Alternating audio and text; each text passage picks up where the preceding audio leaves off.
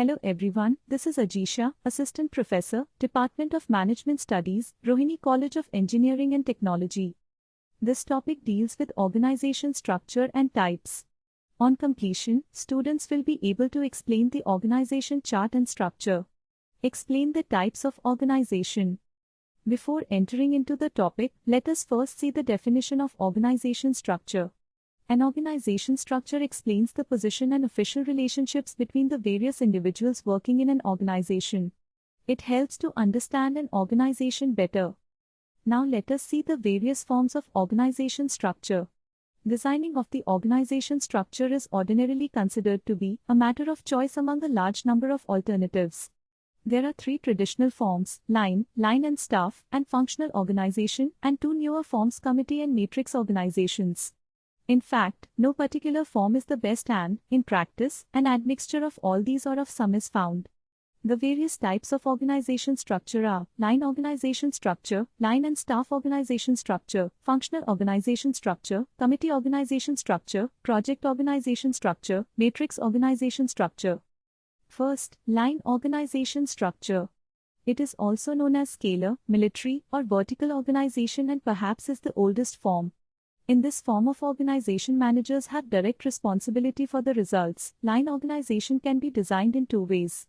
Pure line organization. Under this form, similar activities are performed at a particular level. Each group of activities is self-contained unit and is able to perform the assigned activities without the assistance of others.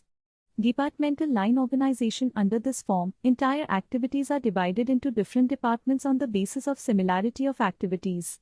The basic objective of this form is to have uniform control, authority and responsibility. Next, line and staff organization. It is a combination of line and functional structures. In this organizational structure, the authority flows in a vertical line and get the help of staff specialists who are in advisory.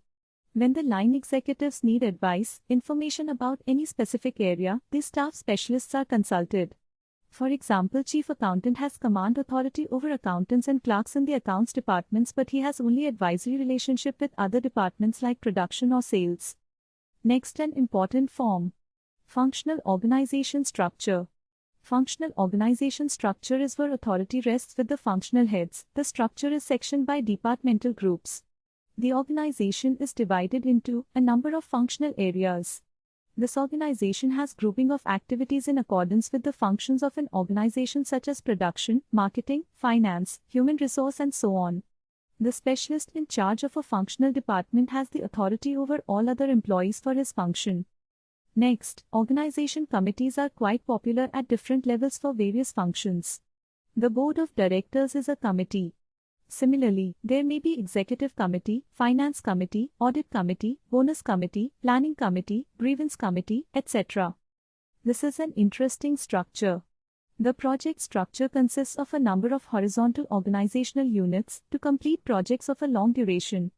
A team of specialists from different areas is created for each project. Usually this team is managed by the project manager. The project staff is separate from and independent of the functional departments. Lastly, matrix organization combines two structures: functional departmentation and project structure.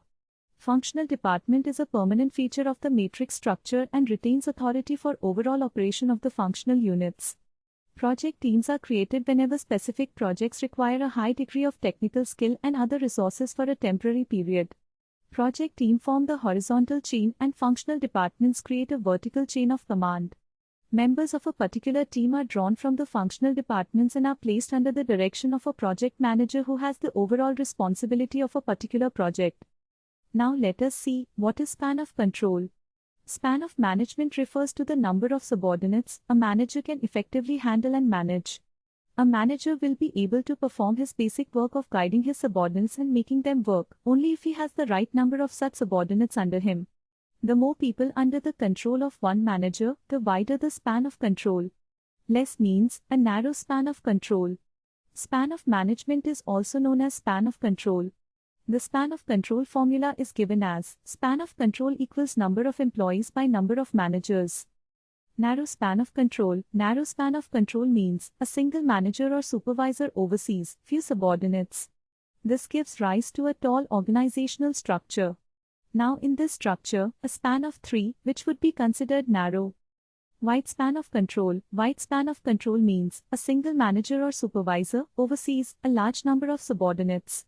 This gives rise to a flat organizational structure. In contrast to the last structure, a span of control of 7 would be considered to be quite wide. Is there an ideal span of control? The answer is generally no. A suitable span of control will depend upon a number of factors: the experience and personality of the manager, the nature of the business. If being a line manager requires a great deal of close supervision, then a narrower span might be appropriate. The skills and attitudes of the employees. Highly skilled, professional employees might flourish in a business adopting wide spans of control. The tradition and culture of the organization. A business with a tradition of democratic management and empowered workers may operate wider spans of control. I hope that, on completion of this video, students will be able to explain the organizational chart and structure. Explain the types of organization. Hope this video benefits you. Thank you.